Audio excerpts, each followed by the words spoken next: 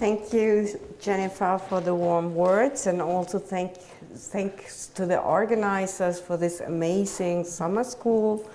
I was talking to Antje yesterday, and we were talking about that this might be an intellectual kind of pausing and having time to get to know our work that we're doing, and also have an exchange of ideas, and also an attempt to create a critique around the production of knowledge, as Noah introduced us to.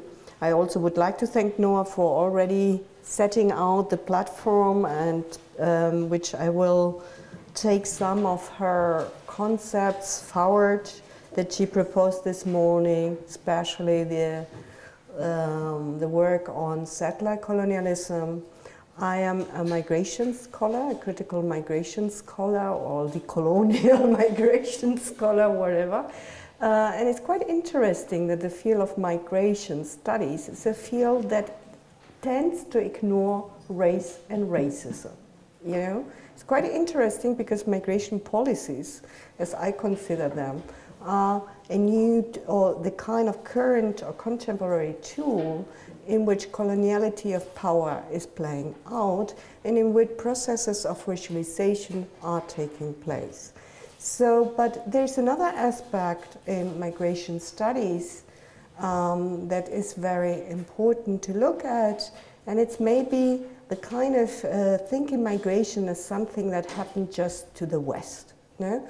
I know there's a lot of critiques because we know that migration starts always very much in the areas and regions where people need to move out because of different reasons, and that their biggest migratory movements currently are happening in the South, are happening in Asia, in the Middle East.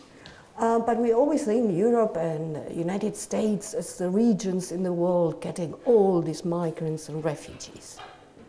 So there's this part to it, but there's another part to it which I will look at the moment, and which I am very interested in developing it. So the paper I'm presenting today is a paper that's still a paper under construction, and which is the European migration, the transatlantic European migration to the Americas, to Oceania in the 19th century, to South Africa, that we tend to forget when we look at migration.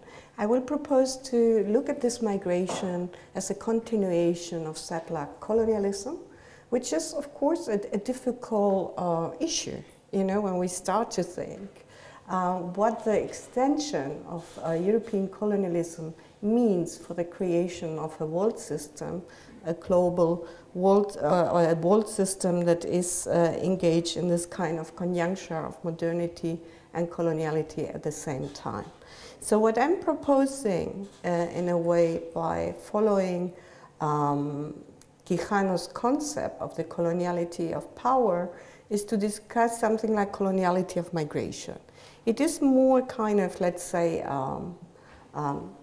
you say in Denkfigur in German, we could say kind of metaphor, but a way of trying to understand this framework in which migration historically within the context of modernity has been looked at and has been developed.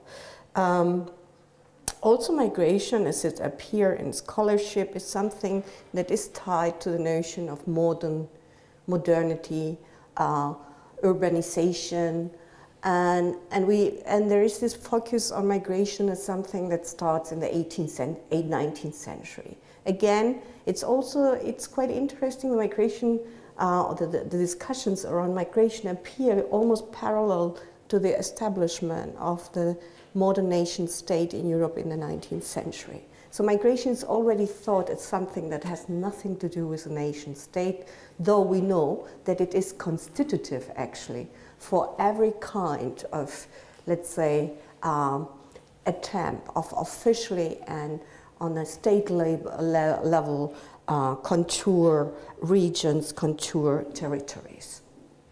Okay, so another aspect, I'm not talking about urban and the urbanization. You will see there's a part in the paper that it's very much looking at migration laws and how these migration laws have contributed in racializing the field of migration and also in creating territories where we wonder how does it come that there are so white European territories, no? And to set the discussion about how this was actually achieved. But I will also look at the refugee crisis very, very much, at the margins, in order to set this kind of debate and why I think it's important to have the debate and to deconstruct the myth of a white, ethnic, homogeneous Christian Europe. On another level, I do work on, let's say, the locality at towns. I do research on Gießen and the transformation of Gießen, looking at translocal geography, transcultural spaces, but I won't present this work today, but maybe we do have a chance to discuss it then within the different discussion groups that we will have. Okay. Using the trope of refugee crisis, I will discuss today migration as a metonym of the coloniality-modernity juncture. Following this observation, I will develop an analysis of migration within Quijano's framework of the coloniality of power by suggesting the perspective on the coloniality of migration. As Quijano unfolds in his analysis of coloniality, European colonialism is characterized by the implementation and development of a global system of racialization on which basis social hierarchies were established in distinct ways locally. Thus, racism constitutes the coloniality of power. In a similar manner, the analysis of contemporary forms of racism require that we attend to new forms of differentiation, categorization, and classification of the population as developed in migration and asylum policies. These policies contribute to the degradation and dehumanization of people by subjecting them to an objectifying logic of racial differentiation through contemporary migration discourses and governance practices of asylum and migration. Following these preliminary observations, this talk examines how racism works through migration discourses and policies in contemporary European societies. It will do so by engaging with a historical perspective on how the first migration policies introduced in former European colonies or current colonial territories operated within a colonial logic of racial differentiation. Within this context, we will look at the question of whiteness in transatlantic European settler colonialism's migration and overseas migration policies. Departing from this observation, we will look then in a second step at contemporary formations or racial formations of the coloniality of migration by also focusing on racial capitalism and on the migration-asylum nexus.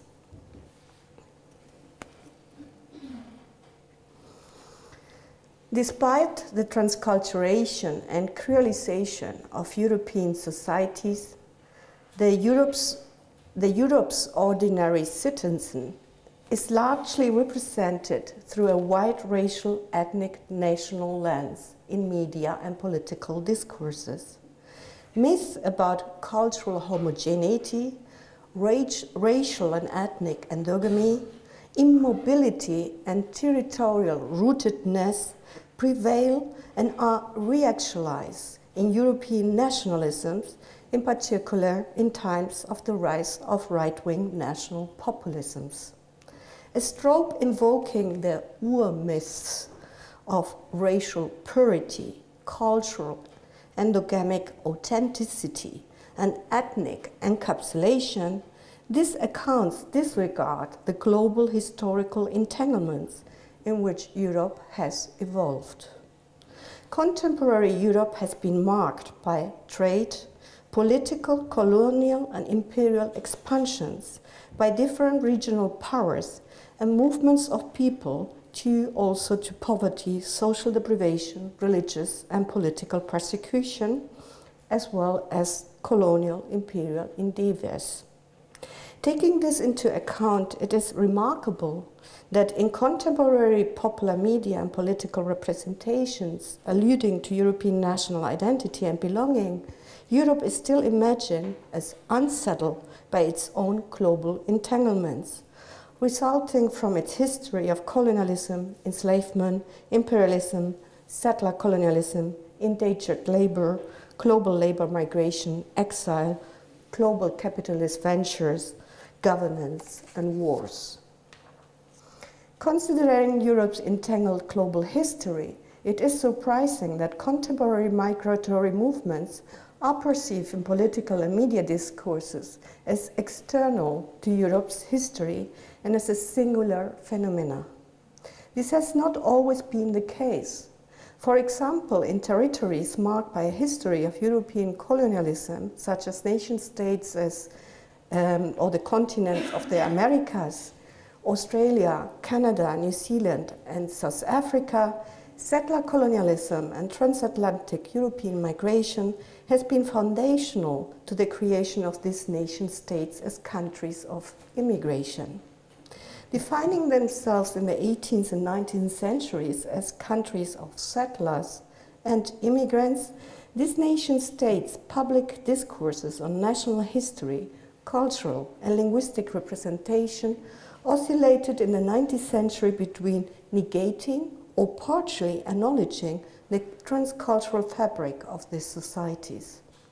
Further, in most instances these narratives on national belonging, culture, and history until today silence the exploitation, dehumanization, and the genocide in some regions of the original inhabitants of these territories.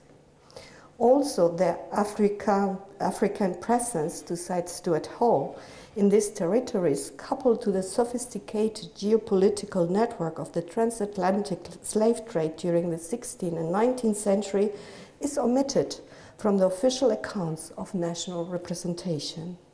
The history, thus, of the approximately 13 million people enslaved and forced to leave their homes and communities from West and East Africa to the Americas remains widely untold.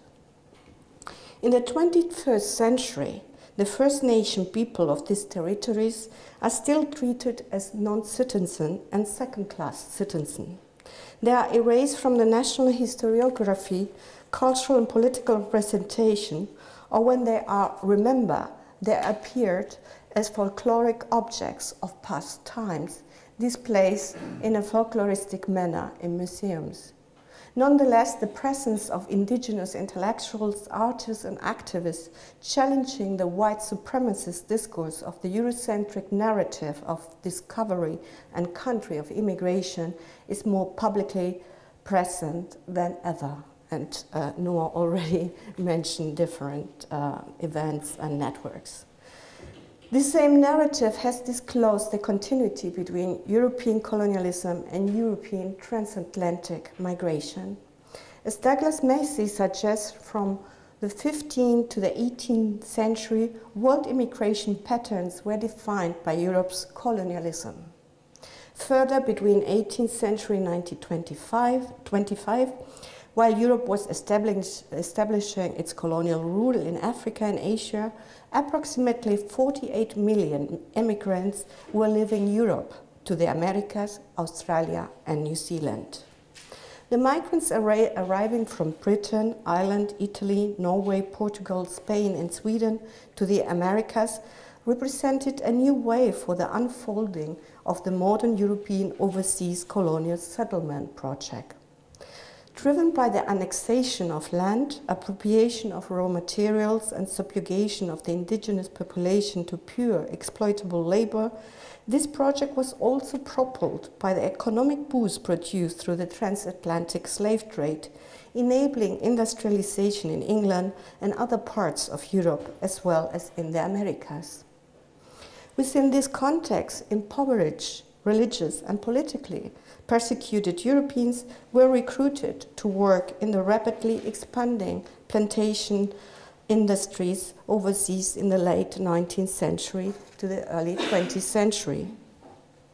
Though migration due to religious persecution, poverty, and epidemic menaces represent a constant feature of European history, it was not until the late 19th century that migration was center stage in the regulation and control of the nation and its others.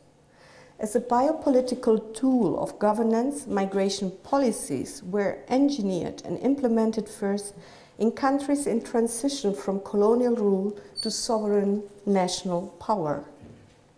In North, Central, and South America, and in parts of the Caribbean, the first modern migration policies were developed in the late 19th century.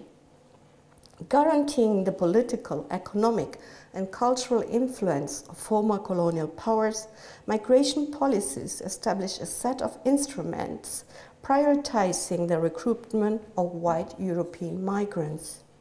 This process took place in Canada, the United States, the Spanish-speaking Caribbean, and Latin America, or in territories kept in political dependency to the English crown until the second half of the 20th century, such as Australia and New Zealand.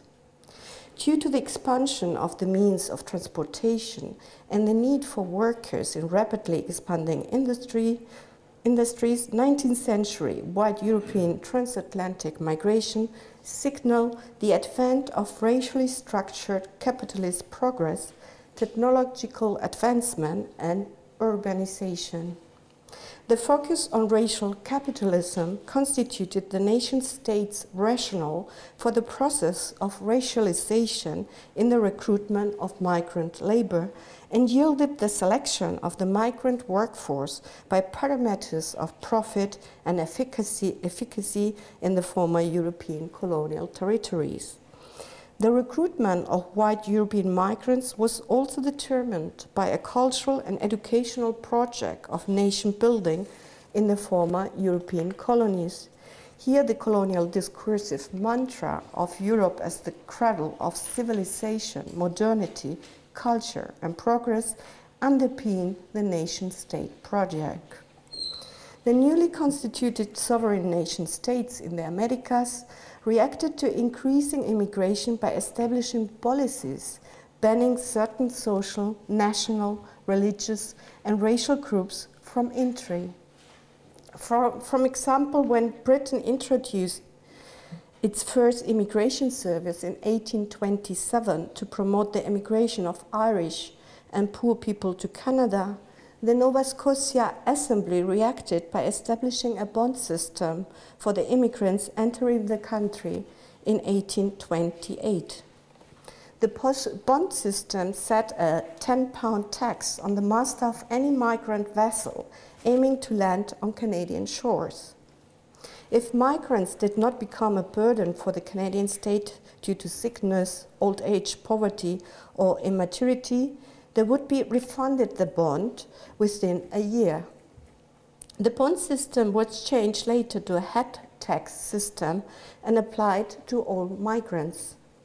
In the 1870s, the United States followed the Canadian head tax system by passing legislation prohibiting certain groups of migrants from entering the country.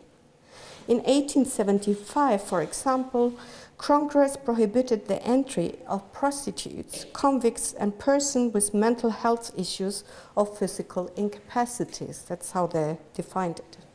In 1891, the ban was expanded to persons suffering from contagious diseases and allowed the deportation of migrants not complying with any entry requirements. Some years later, the biopolitical screening included the category of race and nationality as selection criteria. In 1815, a group of black Bermudians entering Canada as British colonial subjects caused an uproar in the Nova Scotia Assembly. The Nova Scotia Assembly complained to the English Crown about sending black people to Canada, asking the Crown to repatriate this group of people and prevent further migration of black people. Similar reactions to non-European migration also took place in the United States, the Caribbean and Latin America. Also for the United States, Gerald Neumann concedes that the assumption that the United States of America was a country of free borders until the introduction of migration laws in 1875 is a myth. The movement between the states in this region was already regulated by the English Crown or after independence by the United States itself in the form of incipient migration regulations. These migration regulations targeted poor and sick migrants, such as law passed in Massachusetts already in 1794, penalizing, and I quote the law, any person who knowingly brought a pauper or indigent person into any town in the Commonwealth, or the masters of vessels bringing unauthorized colonial settlers demonstrate. It was not until the beginning of the 19th century that a difference between aliens and colonial settlers was made. In 1831, laws passed in Massachusetts penalized the entry of aliens into US American territory. Further, as Neumann observes, the link between slavery and racism in the regulation of the movement of black people fleeing from slavery and seeking political asylum in states that had abolished slavery is significant for how migration policies in the late 19th century would be racially coded. Already in the aftermath of the anti-colonial and anti-slavery rebellion in Saint-Domingue in the early 19th century, black people coming from abroad to the United States were not only considered suspicious as they were perceived as free blacks, but their revolutionary engagement was feared because of its potential to incite other black people to revolt against slavery and racism. In 1803, the southern states of the United States obtained an enactment of a federal statute prohibiting the importation of foreign blacks into states whose law forbade their entry. In the second half of the 19th century, migration regulations were explicitly guided by racial differentiation. For example, the United States government reacted to Chinese migration by passing the Chinese Exclusion Act in 1882. The Chinese Exclusion Act established a system of registration whereby all Chinese workers were obliged to register or face deportation. Though in the following years this act was partially challenged by lawyers, restrictions on Chinese immigration were tightened throughout the next decades. Canada also passed a Chinese Immigration Act in 1885, introducing a head tax of $50 on Chinese migrants. 11 years later, Australia passed an immigration restriction bill to prevent access by Southeast Asian immigrants, followed by a so-called White Australian policy in 1904, which banned immigration from South Asia, particularly from India and from Africa. This policy continued into the second half of the 20th century. In regard to Latin America, as Tania Quetari Hernandez notes, and I quote her, debates over immigration policies in Spanish America were often couched in racial language. At the beginning of the 19th century, the Congress of Gran Colombia, constituting what is now Colombia, Ecuador, Panama, and Venezuela, promoted settler colonialism by granting land to European migrants. Brazil and Argentina followed suit and prioritized European migration in the constitution, arguing that this will be beneficial for technological and economic progress. After the constitutional emancipation of the enslaved population in 1853, Argentina actively promoted and sought European immigration. Between 1869 and 1895, the European population in Argentina increased from 1.8 million to 4 million, and in 1914 it was 7.9 million. This increase was not a coincidence, but resulted from a concerted effort by the Argentine government lobbying abroad for European workers and gifting land, as well as partially covering the cost of transportation of white European migrants in the early years. Similar development took place in Brazil, Cuba, and Uruguay, where together with Argentina, 90% of the 10 to 11 million European migrants that arrived between 1818 and 1930 settle. In Venezuela, after the constitutional emancipation of the enslaved population in 1854, the government interest in white European migration was confirmed within public intellectual debates about the blanqueamiento, whitening of the nation. Through the biological metaphor of transfusión de sangre, transfusion of blood, the Venezuelan government recruited migrants from Ireland, Gran Canaria, Germany, and Italy with the aim of keeping the nation white. In 1891, legislation preventing non-white migrants entering the country was passed. This policy was integrated in the 1906 Constitution that explicitly prohibited any African descendant immigration. In a similar vein, in 1819, Brazil instituted the decree number 528, which excluded all members of the indigenous population as well as African and Asian migrants from entering the country.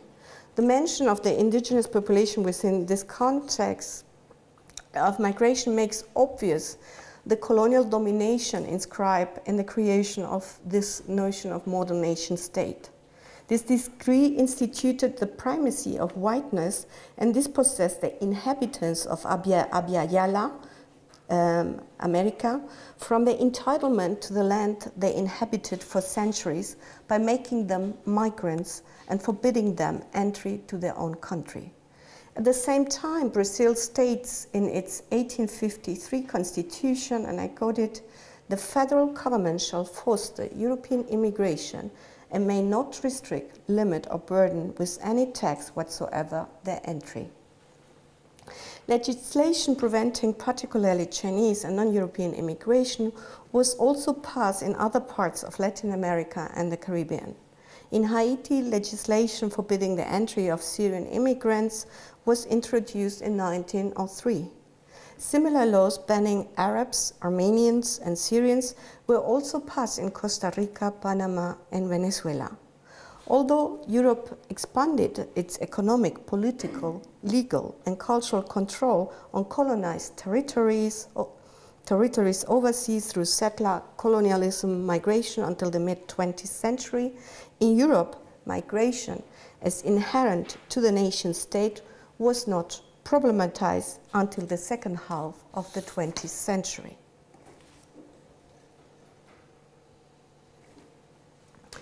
Caribbean and Southeast Asian immigration to the United Kingdom in the late 1940s and 1950s, and the North African immigration to France in the 1950s, challenged the public myth that the European nation state was cut off from the circuits of transatlantic settler colonialism migration. In the 1960s and 1970s, it became obvious that immigration denotes the constitutive character of racism in the development of capitalism. Fordism in Western Germany, France, and Britain, for example, represents a modern nation-state project engaging with racial capitalism not only on the basis of supply chain production and consumption, but in particular on the basis of the organization of the national labor market based on racialized and gendered migrant labor recruitment, recruited in particular from the differentialized territories of Southern Europe, Turkey, and the post-colonial territories in North Africa, South and East Asia. Yet the presence of these migratory movements in Western Europe triggered not an official public remembering of Europe's own entanglement in global colonial capitalist expansion and its role in shaping a gender and racialized division of work globally, constituting also the organization of labor locally. It will be not until the 1980s that Europe will acknowledge the global entanglement of its national society under the umbrella term globalization. The English sociologist, for example, John Urry, will propose in this context in the beginning of the millennium to analyze society through the lens of mobility. Manuel Castells, another sociologist, will suggest to consider society as a bundle of networks of economic, political, and cultural hubs. The contours of the nations are differentialized, so society as a container would become, in these debates, obsolete. Besides these technological transformations, societies are transformed by the ability of people to get, inform, and travel, the means of transportation and the circulation of information in new media compress the time and geographical distance between disparate locations. A notion of transnational and later on translocality will appear in this context. Despite the evidence of Europe's global entanglement, the analysis and discussion of global societies and globalization has tended to silence Europe's historical entanglement in colonialism, the slave trade, mafia, and imperialism. Also, studies in transnational migration set within this societal and theoretical context have neglected to explicitly connect contemporary migratory movement with colonial legacies and to analyze migration policies on the basis of the logic and dynamics of the coloniality of power.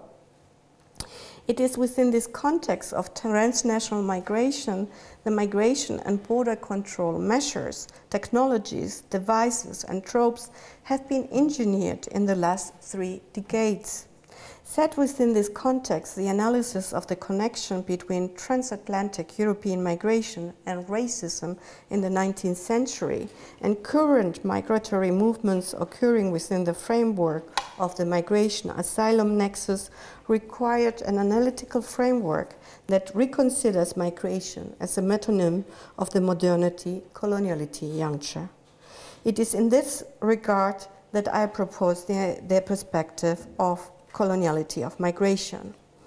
The coloniality of migration operates within the matrix of a nomenclature of social classification based on racial hierarchies, reminiscent of colonial differentiation. Colonial difference departs from the idea that the colonized population is fundamentally different and inherently inferior to the colonizer. It conceives the other as a projection of the colonizer as radical and unassimilable other.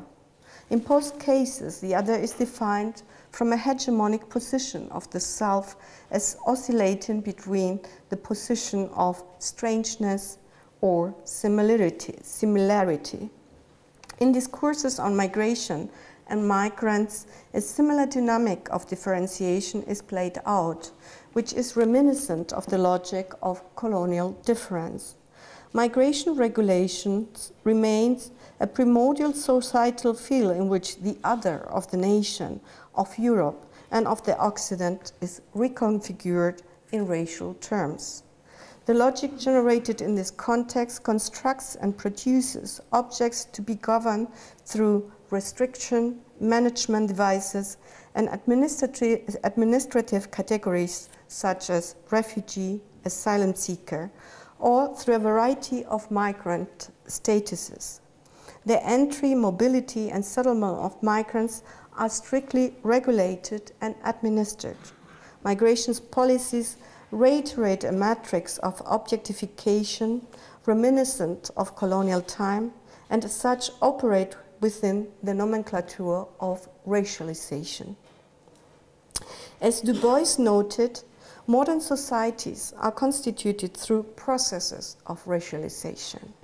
Exported from the 16th century to Europe's colonized and occupied territories, and developed further by European philosophical and scientific discourses in the 18th and 19th century, racism has become the primordial matrix through which a world order is constituted and the world's population is divided.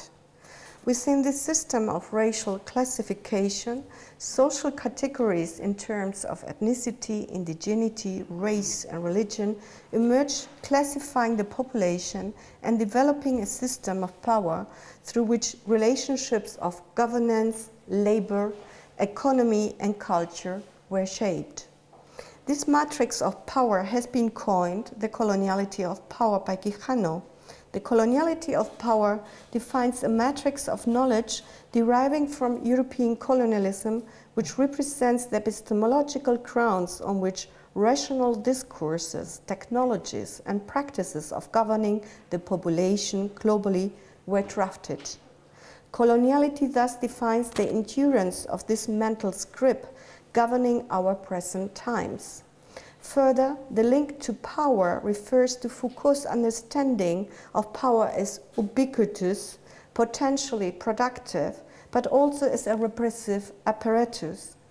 The coloniality of power indicates the epistemological racial matrix within which the contemporary organization of labor occur, the configuration of relations of production and social reproduction, the production of culture and political representation, the circulation of knowledge, and the educational endeavors. Though not spelled out through the term coloniality, this understanding of the colonial condition and its social, political, and cultural endurance has been outlined by anti-colonial thinkers such as Eric Williams, C.L.R. James, Claudia Jones, and Kwame Nkrumah in their analysis of European colonialism by pointing at racism as the primordial axis of modernity. As they demonstrate the differentiation between citizen and non-citizen or alien and others, which regulates access to the labor market, education, political participation, the health system, media, and cultural representation, was not only established in the colonies, but also ruled the metropoles. Thus, racism was not just exported to the colonies, but existed within the fabric of European societies previous to colonization. In short, racism is not an exception to European modernity, but it is its very foundation. Thus, following Eric Williams' observation, the transatlantic slave trade, the MAFA, foregrounds the entanglement between European modernity and the colonial plantation economy. It is in this entanglement that migration emerges in the 19th century as a modern nation-state colonial tool of governing the population in racial, ethnic, national, religious, and cultural terms. I will take this out. So we're coming now. No. We're coming now to the migration, asylum, Nexus, and the refugee crisis. In the 1970s, Chileans, Argentinians, and Uruguayans were recognized as exiles in the UK, Germany, France, and Spain. Nowadays, the term exile has almost disappeared from public discourse and has been replaced by asylum policies and discourses on asylum seekers. These policies and discourses are characterized by a perspective on asylum that undermines the meaning of this word, which means entitlement to sanctuary or shelter for persons fleeing from violence and persecution. The current debate about the refugee crisis in Europe has mirrored this trend towards the regulation of asylum based on political conjunctures and economic interests. As such, the right to asylum has been eroded by increasingly coupling it to national migrant labor recruitment strategies. It is in this context that I borrow Stephen Kessel's term migration asylum nexus. When Stephen Kessels introduced the term migration asylum nexus in his essay Global Perspectives on Forced Migration in 2006, he intervened in a political and academic debate discussing the distinction between economic and forced migration. This distinction assumes that economic migration is a voluntary option and as such not the result of conditions that force people to migrate.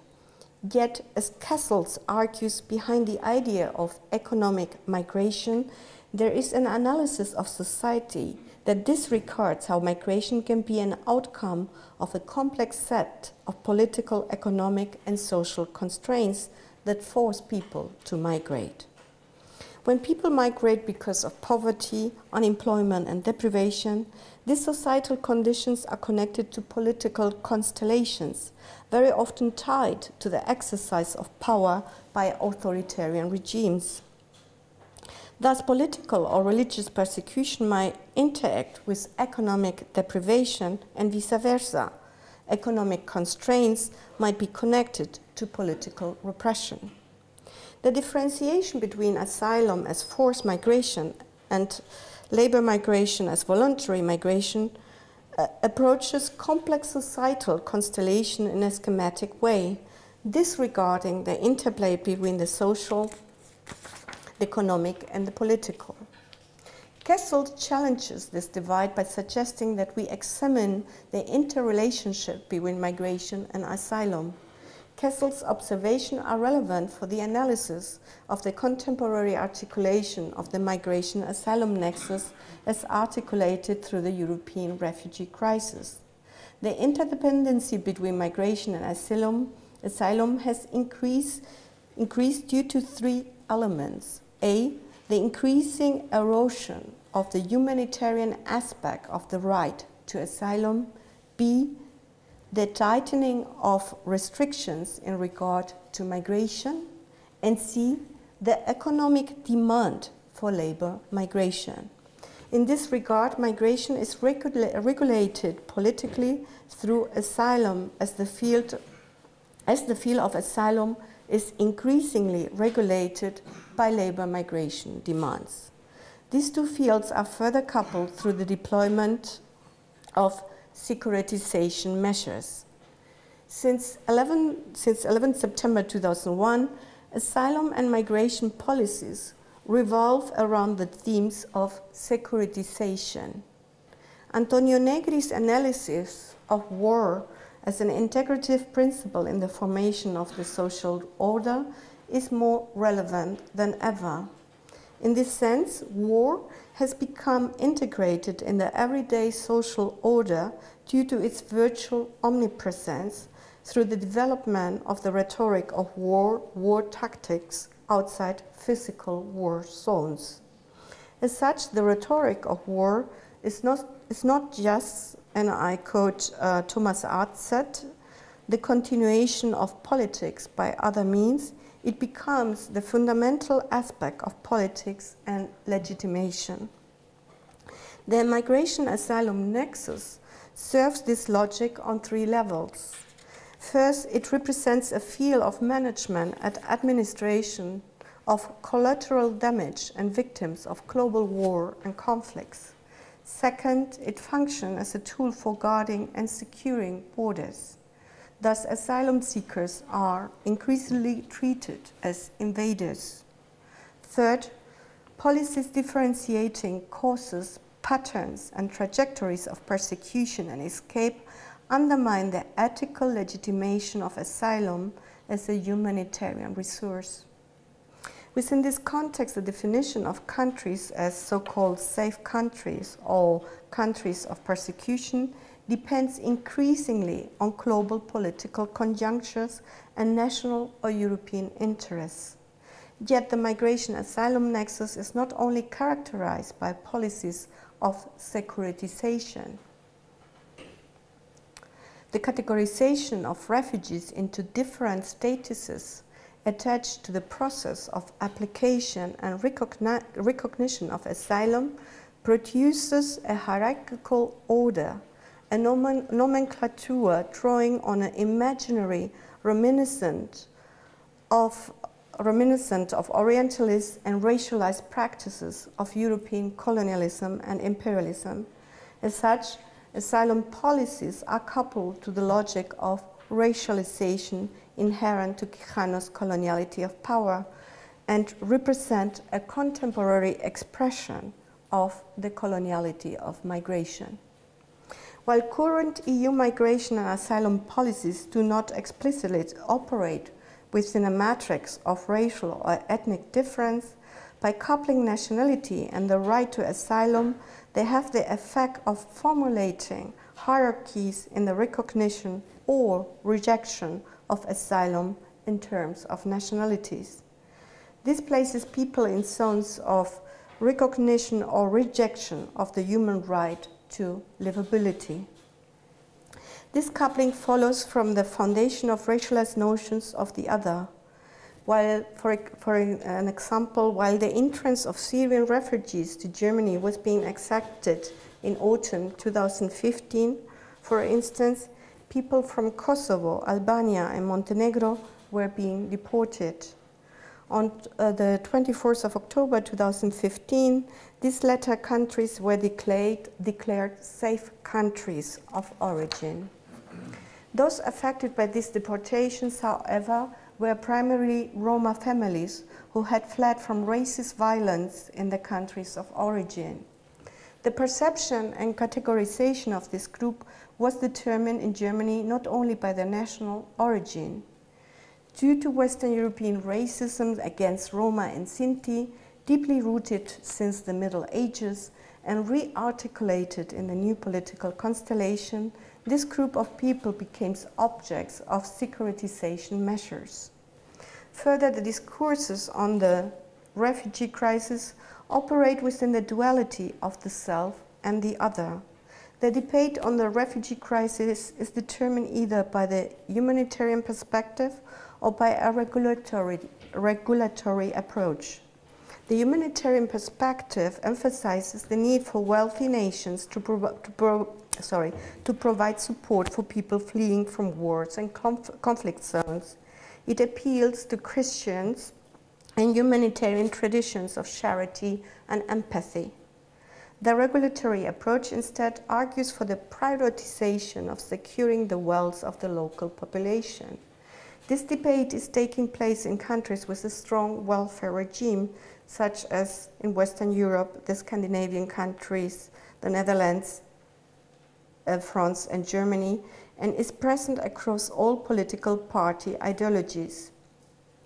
If we take, for example, Germany, we see how the argument about the limits of the welfare state is providing support for refugees, about the limits of the welfare state in providing support for refugees is debated by very different political actors.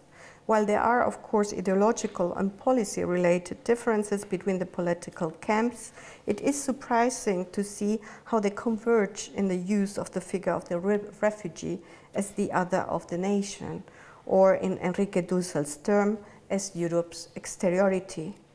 This other is evoked in the logic of what Stuart Hall has defined as the spectacle of the other, or in what Walter Mignoli describes as colonial difference, produced on the identitarian dichotomy of self and other. The other becomes a negative template reflecting the hegemonic self's anxiety, worries, contempt, and fear. However, the migration asylum nexus does not only follow the logic of production of a racialized exteriority to the nationally imagined and proclaimed norm of European whiteness. Instead, this nexus operates within the dynamics of exploitation that have functioned for the last 5 centuries within the colonial modern world system, and particularly within the context of nation-state migration policies since the 19th century. As I have shown through the discussion of the coloniality of migration as developed from Quijano's framework, Coloniality of Power, the discussion of migration and articulation of a modern world system needs to be connected to the cultural, political, economic and social legacies of European colonialism. The development of transnational migratory movements and migration policies unfold within this context. This observation leads us to consider the coloniality of migration as a conceptual framework for examining current articulations of racial capitalism and discussed through the trope of refugee crisis. A differential logic of racialization emerges in this context, which finds expression in nation-state institutional and organizational parameters of managing and controlling migration and asylum. As we have seen above, the coupling of productivity, migration and racism marked the rise of migrations politic in the Americas and Oceania. The recruitment of migrant workers took place within European racial notions of sameness and strangeness. Up until the mid-20th century, as we have seen, especially countries like the United States, Canada, Argentina, Brazil, Australia, New Zealand and South Africa explicitly recruited white Europeans. These policies resulted in a settler colonialism migration that constructed these nation-states as extensions of a white Christian Europe. The recruitment of white European migrants was officially legitimized as a means for national industrial achievement, technical progress, and urban industrialization. Yet, despite the restriction applied to migration movements from non-European territories, people from the Middle East, North Africa, China, and the Caribbean still immigrated to these areas, although attempts were regularly undertaken to stop them. For migration policies in Western Europe, a racialized logic of exploitation was decisive as well. We are speaking here about, for instance, the so-called guest workers programs in Germany in the 1950s and 60s, which were originally intended to temporarily recruit workers from Southern Europe, Turkey, Tunisia, and Morocco, or the Empire Windrush from the Caribbean that arrived in Tilbury Dock, London in 1949, with a highly skilled workforce destined to work as nurses, bus drivers, and teachers. In the current migration asylum nexus, economic interests also shine through. One of the measures that were agreed in the German parliament across all parties' lines was the introduction of €1 jobs for refugees in June 2016.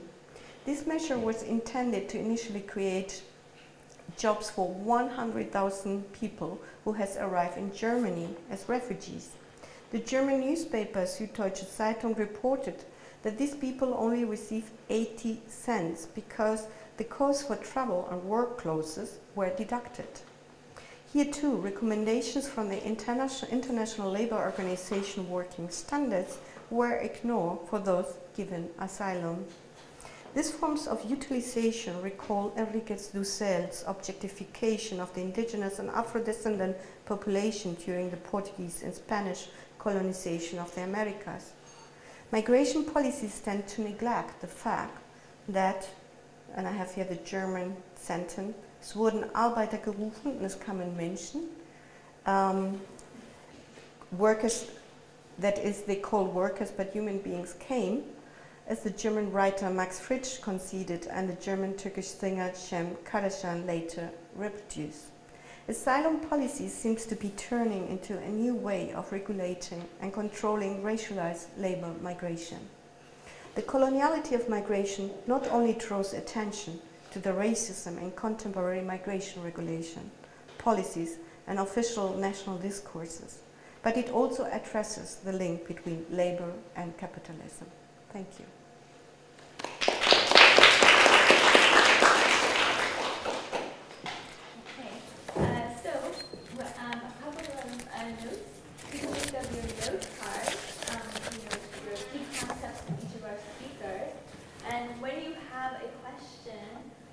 Please stand up just as I'm modeling for you and speak loudly and clearly so everyone can hear the question. All right. On to the question.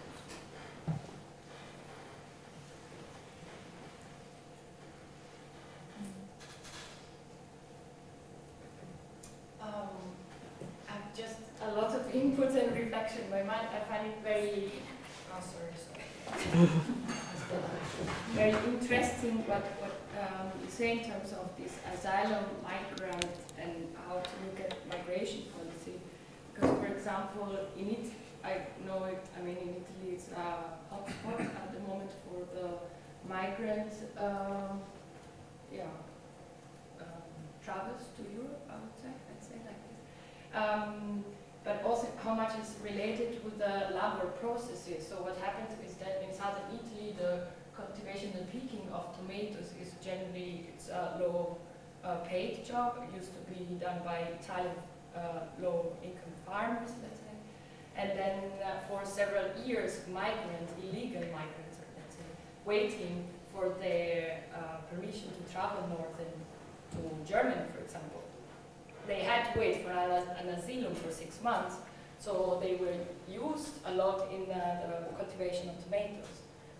But lately, because it's very problematic for people who exploit migrants, to exploit illegal migrants, now the new people who are exploited are migrants from Eastern Europe, who are legally, they can legally migrate to Italy. So I find also this connection between, I mean, migration and what is formal and allowed somehow, encourage migration, and the labor very interesting and also difficult to move. I mean, it's a bit of a locking situation. I don't know. Just a reflection. Yeah. Okay, that wasn't a question, just also I find this labor, you mentioned here, how this migration is linked with local labor pollution, also in the economic situation. That's also. I think a key aspect in the framework of the coloniality of power of Quijano is, and also not only from Quijano, also Dussel and Mignolo and others, and they refer also to Wallerstein's notion of world system, is actually to look how capitalism became a global matrix and how this capitalism is also racialized capitalism. So within this kind of cultural and social reconfiguration of this new world, the organization of labor was key, and the racialization of this organization of labor. So Enrique Dussel talks about the dehumanization of the indigenous population, of the enslaved population, the thinginess, how they become things for the colonizers. And I do think that we still have this kind of dynamics in migration policies going on, though it's very complex because you do have highly skilled migration too, so it has become kind of very complex, but the notion of the other is very key in it, and how this other is being racialized also in different ways. Because when we think about highly skilled migrants, it's, I mean, we need to look more into it, what exactly is being constructed, but it is a notion that continues with this idea of progress, So it needs to be somebody that got the kind of requirements that are set by a hegemonic setting, which is mainly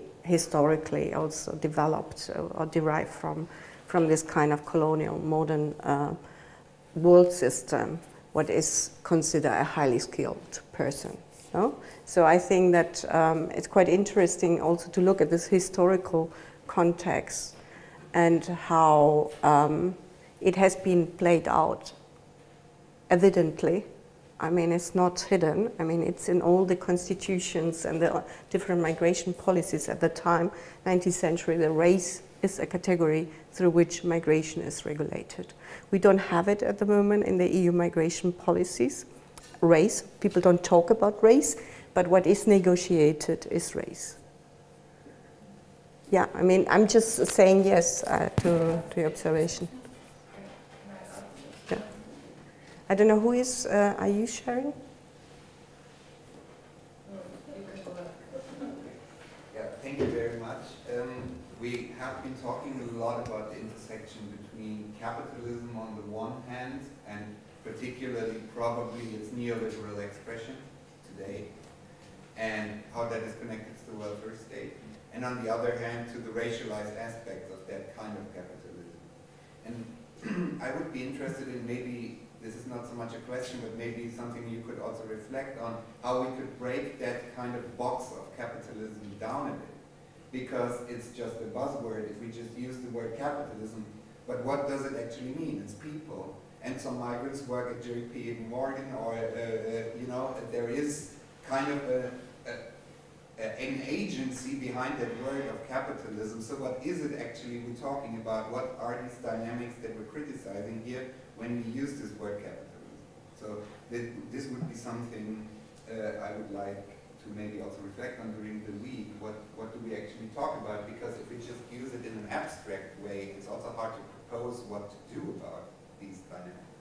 Mm-hmm.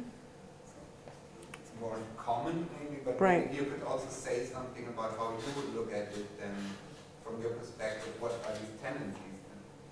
Well, it's about, on a very basic level, it's about social inequalities. It's about the value system and the kind of social and cultural and also political recognition.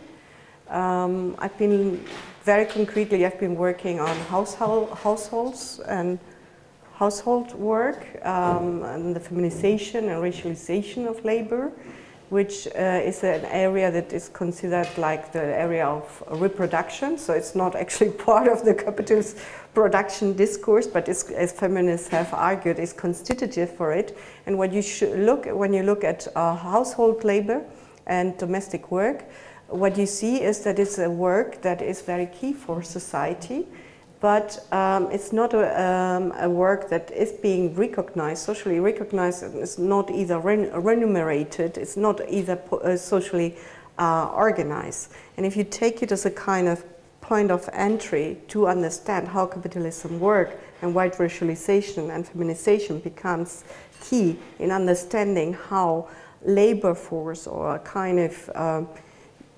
disposable or utilization also of workforce works, and how of the one side increment of wealth is being produced while other places are being impoverished and the labor force is being devalued.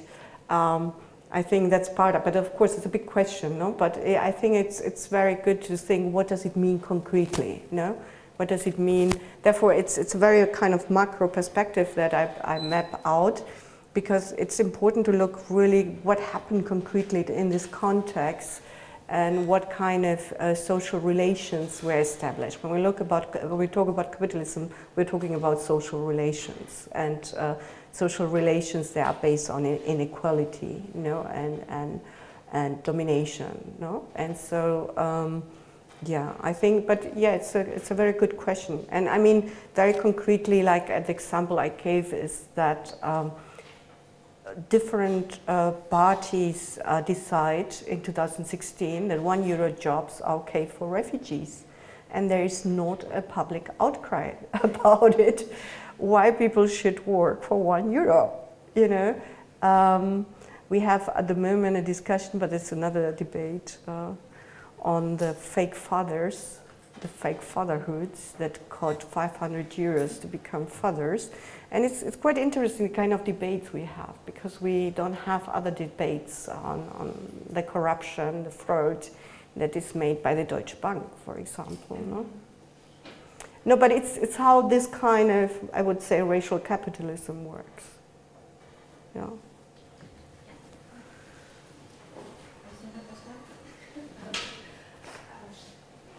Thank you very much for this very inspiring talk. I have several thoughts, but actually I would like to ask you to speculate a bit, because you made a difference between, or to talk about the asylum-migration nexus and to differentiate between economic and forced migration and to look at how that relates to each other. And I was wondering how we might understand migration because of climate change. Because I think that will be kind of like a major discussion we will have like in the next 10 to 20 years. So I'm just curious how you would speculate what Europe will discuss and conceive that as a forced migration and people have the right to seek asylum or economic migration. Well, I mean, I do try to, and also Castle really challenges this distinction, no? And show the continuity between both. And well, I think that the whole area of migration and asylum, I mean, asylum, as I said, is being eroded. So when asylum appears, it appears within this kind of labor management, so I would say, yeah, calculations with some bits maybe of humanitarian. I mean, at the moment, refugees from Afghanistan are being deported, and it's clear Afghanistan is at war. So where is the humanitarian aspect in it? So I think this is very challenging what you're saying, especially if we look at the geopolitical context at the moment on climate. And there is this, of course, to connect it with the question of climate change, and there is different work that is being done also from political groups on that level. And because it shows also the entanglement, the immediate entanglement too. But on the political level, there are some advocacy groups, as I said, but I don't see any discussion at the moment on that. And what I see is that the field of migration and also in regard to securitization, the whole terrorism debates will be more and more tightened. At the same time, of course, there are demographic issues. There are, I mean, by the state, while there is a need for migrants, you know, the aging of the population, and there is also economic issues. So I don't know how this will be managed out, you know. But I think we have been looking at migration as a kind of a policy tool, as a kind of field of objectification also of the population. But I think we need to look at the historical, more specific, and do this kind of work. I mean, this kind of work started actually with the whole debates that are so present again about imagining Europe as something homogeneous, nationally, ethnically contoured, you know. Marine Le Pen saying La France pour les Français and so on, where you think, where does this come from, you know? Or your students telling you, my village, we never seen a foreigner there, now they're coming, the refugees. And it's like, what happened? No? But then at the same time, being in Latin America and having debates where you think, hello, you know, people tell me, oh great, you're Spanish, me too. It's kind of, okay, what happened? Or the Spanish minister just recently said we didn't have any colonialism in Spain. We were just all nice and went out. So there's quite interesting, I mean, we do need a lot of work. And also in academia to do this kind of very specific work on disentangling the kind of territorialization that happened. I have a question as well for myself, to ask a question about the role of the city today. In the United States, in the wake of Trumpism, we're sort of seeing these sanctuary cities rise up in the news, the cities that say we're not going to enforce federal migration policy, we consider ourselves sanctuary cities. We also see shrinking cities, like say Ithaca, New York, that have taken proactive stances towards migration, also for labor economic interests because they're shrinking cities. Do you see these sort of activist roles at the level of the city translating to Europe at all? I'm very interested in this debate on sanctuary cities and sanctuary campuses, no? Which is very relevant for the university. And there have been debates on refugees and the university, the access to education in Germany, but we didn't have the discussion on sanctuary campuses or sanctuary cities. I think I find it very, very interesting, and I think it might be a way of countering and challenging this national politics, or now with the climate, the withdrawal from Paris by Trump, the cities that come together and say, which is very complex because there are also economic interests, but they say, I think it's, yeah, and you have similar debates on municipality in Spain, where you had 7 cities, 8 cities governed by Podemos and other basic democratic platforms that are trying to kind of challenge also national politics. Yeah, I find it very interesting. And I'm looking at sanctuary campuses in the United States and how to do the translation, how to have the debates here. Yeah. Thank you. I would like to, it's not a question, it's a comment, because your conference made me think a lot of things, and then the first thing brought a topic very interesting about the capitalism. And I was thinking, well, why people migrate? Why, in my case, why colonials are migrated to the United States and to Europe? And I can't stop thinking about our political and economical system and how in Colombia, in the 90s, the neoliberalism process was very hard, and most of our companies were privatized. And we don't have a strong health system, or either the education is in the most private. Even the public university you have to pay, and it's totally discriminatory and exclusive. So people think in Europe as an opportunity and the United States as an opportunity. But on the other hand, as you talk about the 19th century and the end of the 80th century, our countries promote the migration from Europe and other countries to our country in order to make wider or something like that. And nowadays, we promote, our government promotes the migration of the big companies in order to promote the investments in our country, and how these companies are extracting the gold and other resources, and they don't pay enough taxes. I mean, for me, this is a question that touched me deeply, because I think it's a big very okay. I'm very emotional because, for example, we have a light company for Spain that I said, like, well, we have a long history with Spain, but now they are the companies are multinational, but principal from Spain. They are giving us the public services like light and water.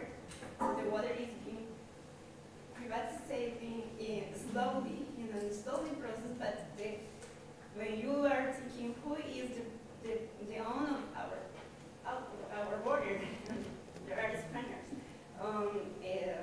And in terms of the gold, most of the companies are from Canada, and how the United States is also in the big projects of infrastructure. So when you think in where is Colombian government and even the Brazilian government now is thinking in recourse the politics to attract the investment in infrastructure. And we are thinking how can connect other regions, but it's an infrastructure not in thinking of people, in health, education, and other necessities. But they are thinking about how to make it easy to take out the resources that the other countries are needing. Yeah, so that's what I want to raise about the economics. Thank you.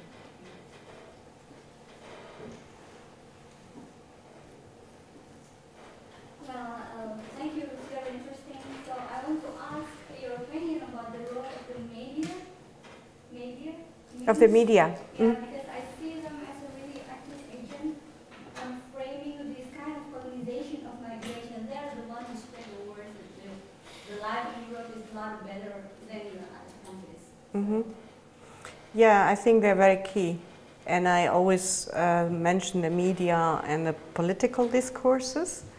And you can, there are different events where the media play an incredible role. There were the now internationally known Cologne event in 2016 in the New Year's Eve, which became, I mean, it went global, and it was all very much constructed by the media. And at the same time, you had also politics coming in, kicking in, and starting to pass laws against Northern African males, especially. And that since then there is a coupling of penalties for sexual harassment and deportation. So it's kind of, yeah, they're very, very, very key, you know. And we do, and also social media, because now we know that social media is very key in producing all this kind of different algorithms where they produce images.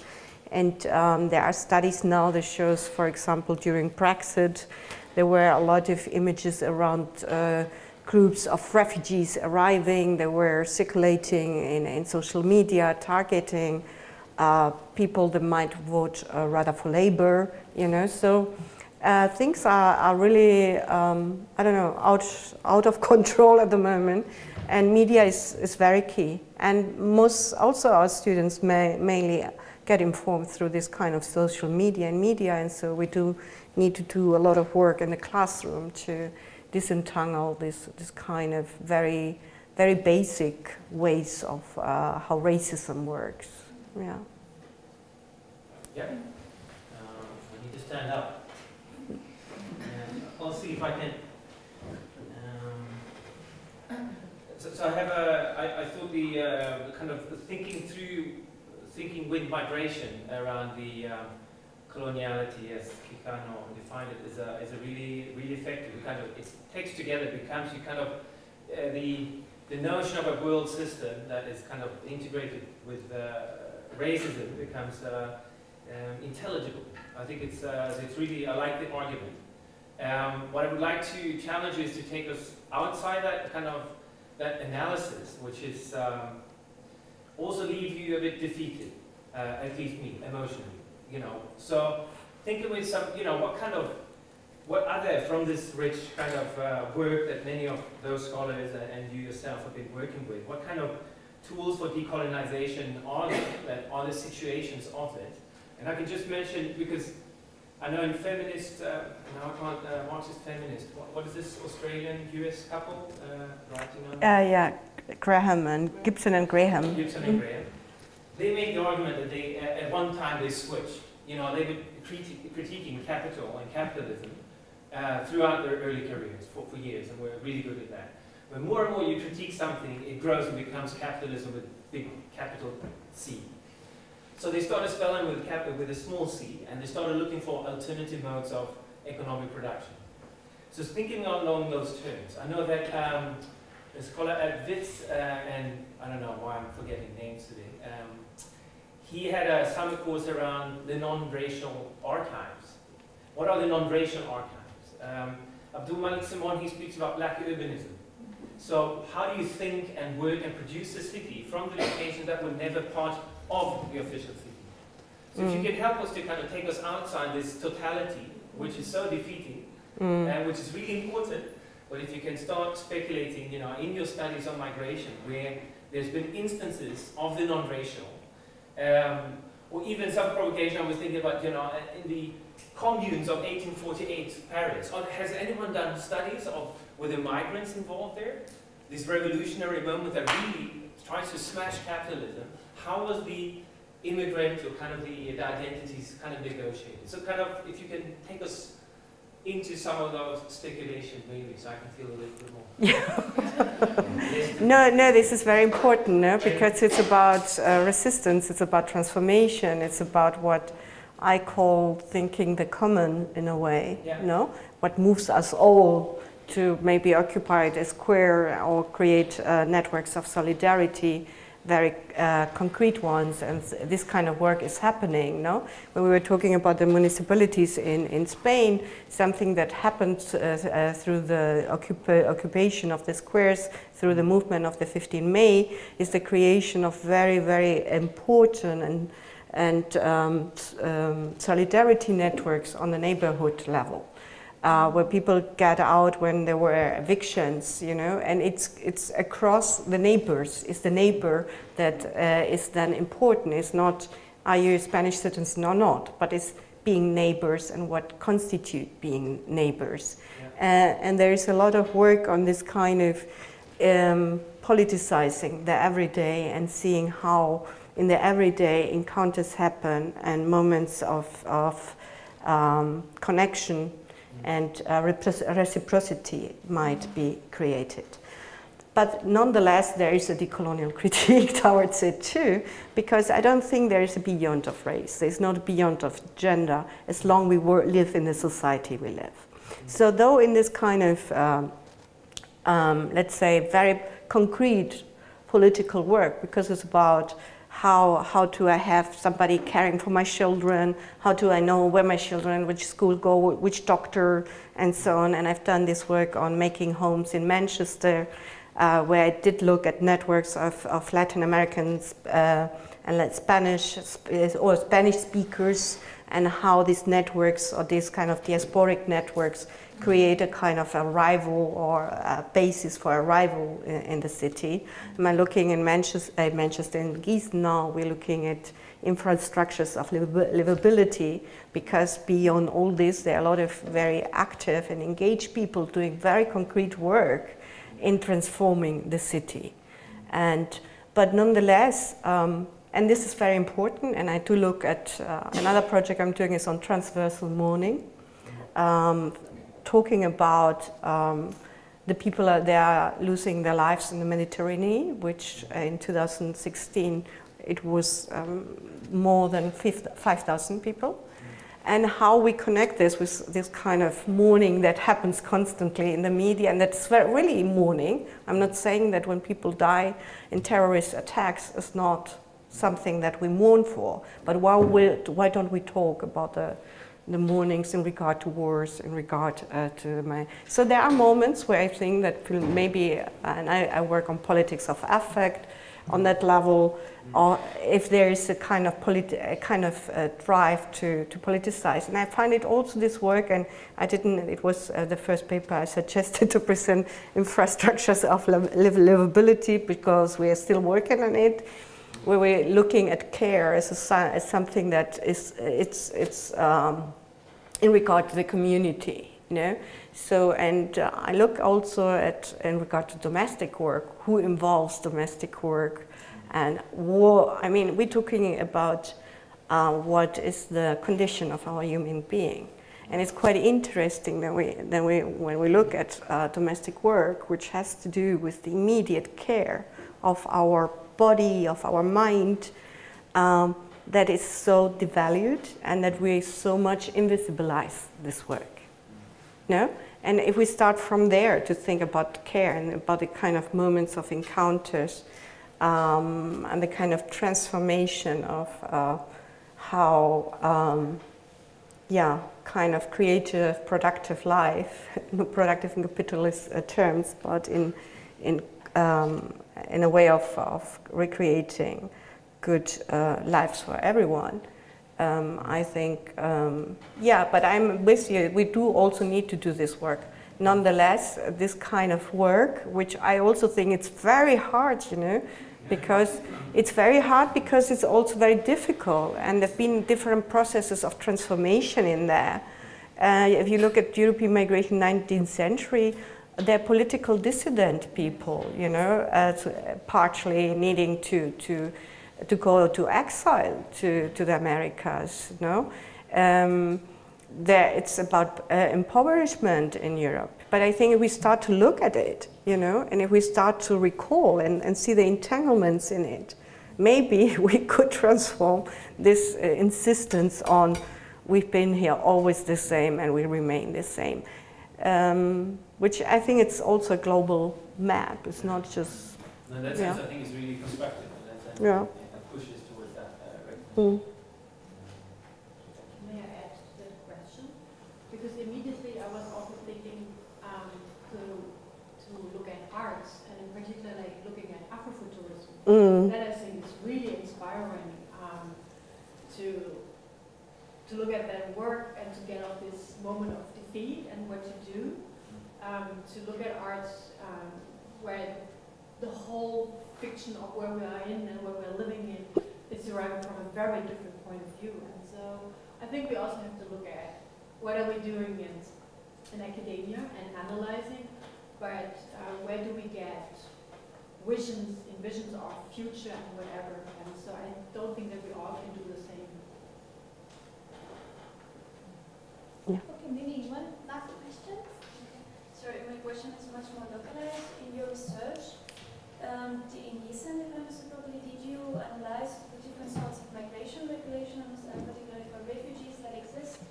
And if so, did you think they are clear-cut, clear, homogeneous, and well-defined, or that on the other way around, there are kind of certain gray zones which enable bureaucrats to take decisions on their own, which might be used in a way as a resistance from the person who is, or the other way around, as a form of repression itself. But I don't know. I mean, I ask you because I heard different accounts from other researchers, and I would be interested to know what was your experience in this.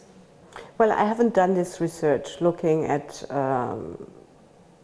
administration and how they administered the different cases. I know there's research on it, but I haven't done this research. No, we are looking more at everyday practices and arriving.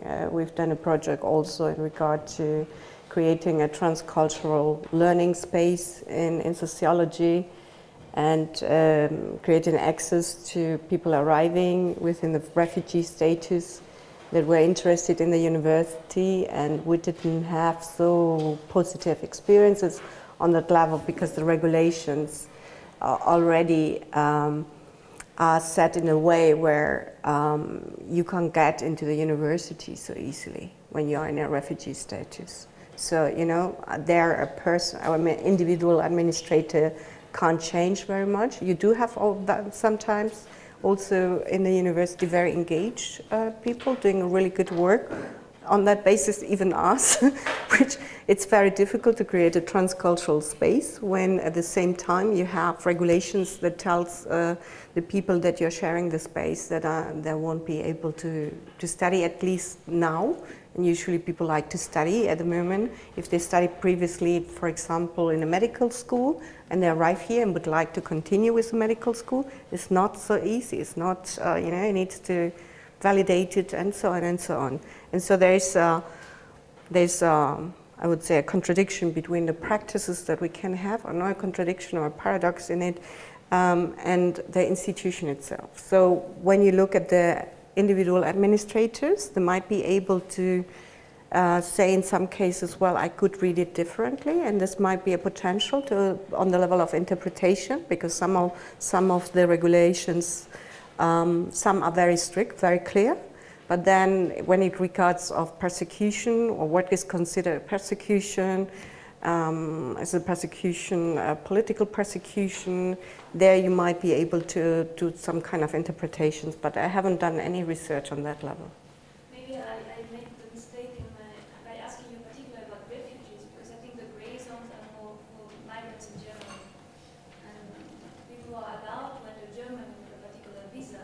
What kind of visa you get also develops the possibilities, I mean, it influences the possibilities they will have afterwards. They have finished the purpose for whatever they came from. And I've seen many cases where this uncertainty is permanent. We never exactly know what will Yeah, that's what you mean, yeah. Yeah. Maybe it was more for other migrants than for refugees. No. I've been looking at undocumented migration, which you might come as with a student visa, and after you study, you will need to leave the country. And if you don't leave the country, you are undocumented, that's what you mean. Or, of course, the fact that you need to find a job. I mean, it was 6 months after graduation for international students. They would need to find a job in the area of the specialization in order to then apply for another visa. Now, because of demand for highly skilled workers, they have increased it to 1 year, but still it's in the area. So, yeah, I don't know if that's what you mean. And then, of course, in regard to nationalities, in regard to regions, and it's becoming more and more sophisticated, the whole system. It constantly changes. And I came across even examples of mobility, inner mobility of migrants in Germany who will move from one region to another one in order to be able to process their files. Yeah, I mean the Lampedusa refugees is a case like that, yeah. Yeah, if that's what you mean, you know. There are Latin American migrants from Spain moving to Germany, but you know, it's difficult because it's also being regulated very quickly. So there's this too. Mm-hmm. Okay, thank you for the good discussion.